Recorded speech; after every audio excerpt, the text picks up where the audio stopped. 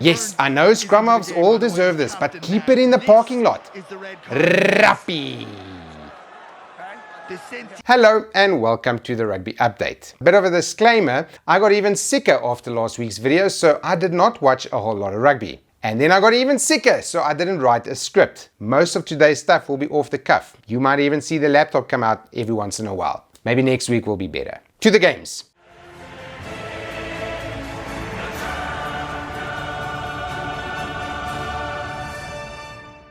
First game on Friday night was just after or before Storm Darrow arrived in Bath, I'm not sure, and it led to terrible conditions for rugby. Terrible conditions for rugby usually means the team with a better forward pack can win, and Rochelle is anything if not a very, very good forward pack. 20 points to 24 for the French visitors, a little preview of the weekend ahead for most French teams.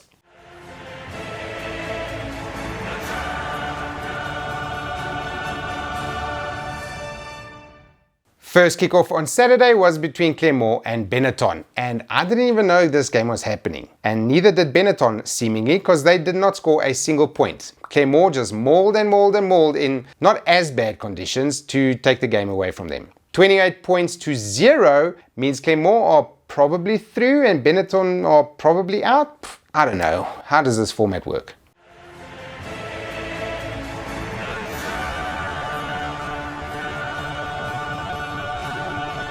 At the same time that Benetton was going down, a nearly fully loaded Sharks hosted the Exeter Chiefs in Durban in much better weather. So the rugby was better, especially from the Sharks, who managed to score some great tries, including a double for Siya Kolisi. They were playing against the Exeter Chiefs though, who have not won a single game in this year's Gallagher Premiership, so take it with a pinch of salt. Or the fact that I hate the Sharks for buying all our best players. I mean the Lions' best players. 39 points to 21 for the hosts, and they are looking good to make it to the next stage of the competition, I think.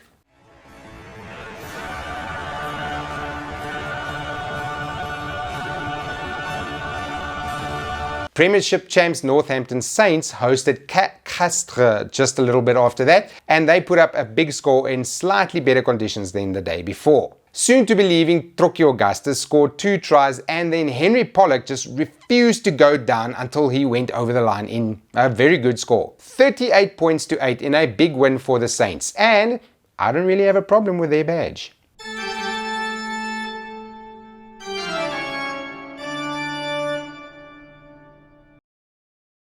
Oh, another disclaimer is that it's boiling in this room, so sorry for any sweat patches. Also, sorry for the Stormers and their embarrassing loss to Toulon in Cape Town. Not because Toulon is weak and should lose, but because of the way the Stormers were playing. They seem pathologically unable to resist the temptation to put through dumb little grubber kicks that just lose them possession every time they are on attack. Oftentimes it seems like they have to do this because there's no big flanker to clear wide rucks, which they go to so soon. Just seems like there's lots to fix in their attack. It doesn't help that they have a World Team of the Year list of injuries, but that shouldn't cause you to just do stupid little grubber kicks all the time. Stop it. 14 points to 24 for Toulon, and with an away win, they are now in the pound seats to host some knockout matches. Watch out for them.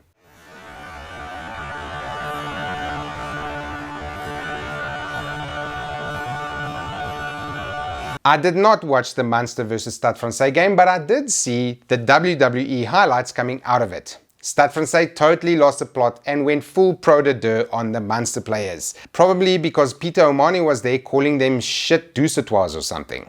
It's always his fault. 33 points to 7 for the hosts, and Stade Francais probably about to send a whole bunch of B teams all over the competition.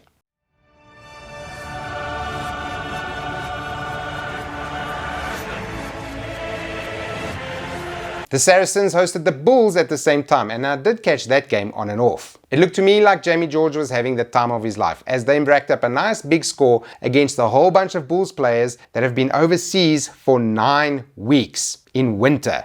They will be so happy to come back to South Africa where it is 40 degrees in Pretoria most days. 27 points to 5 for the Saracens, and the Bulls not fully out of it yet, but they will have to work hard.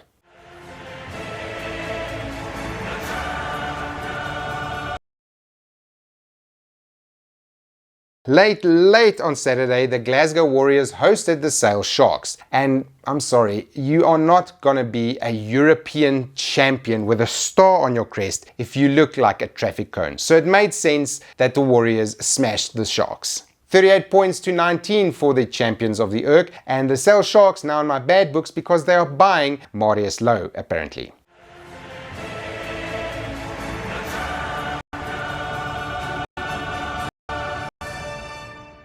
Two unserious teams in Racing 92 and the Harlequins took each other on also late on Saturday, and not at Ladefar Stadium. Probably the Eros Tour or something. Always just blame Taylor. 23 points to 12 for Racing 92 despite getting 2 yellow cards, which is totally par for the course for them.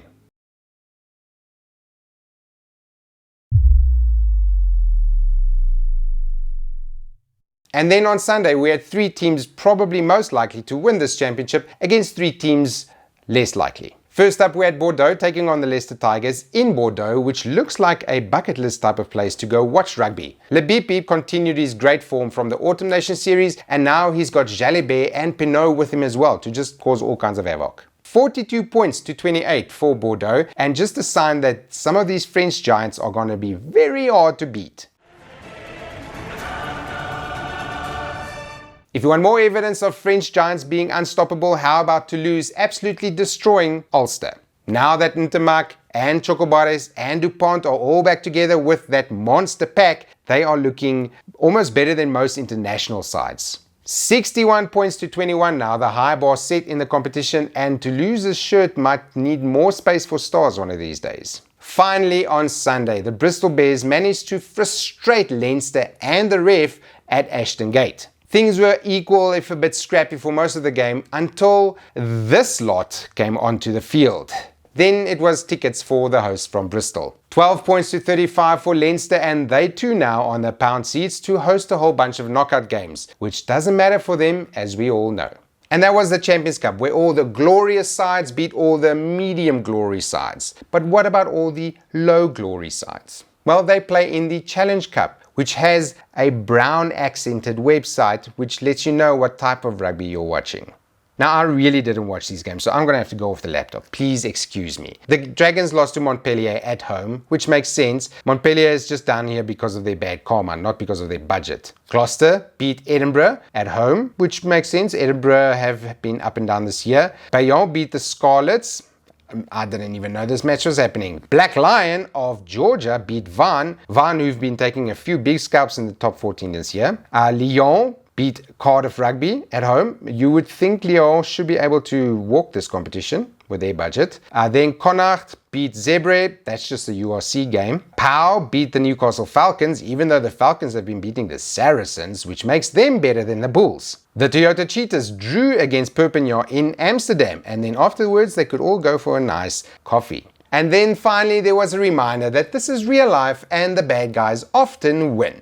And that's the first round of all the European rugby done. None of it really matters because I think basically all these teams can still qualify. The format really needs to change. Okay, let's continue this content slop with a search around the web for some news. And the big news up first is that the All Blacks will be putting up their Eden Park record on 6 September next year against the Springboks. Hearing that news immediately made me break out in cold sweats, and I'm slightly nauseous all the time now. I cannot wait. That is going to be the biggest test of the year maybe, and I really hope we can win that one. It's going to be tough. Okay, the next bit of news is that Mani Libbok, after taking that massive shot to the face in their loss against Toulon on Saturday, was hospitalized with his concussion. It seems though that he will be going through the normal 12-day HIA thing and then be assessed to see if he can come back, though after a shot like that it might be a little longer. Someone even said 6 months somewhere, but I don't know where I read that. Probably on Facebook, so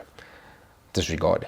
And no laptop, because I've put it there because it's so hot and I don't really think there's any more news that's serious enough to talk about while I'm dying of heat. I will see you all next week, hopefully healthier and able to actually write a proper video. Sorry again for the quality of this one. Bye.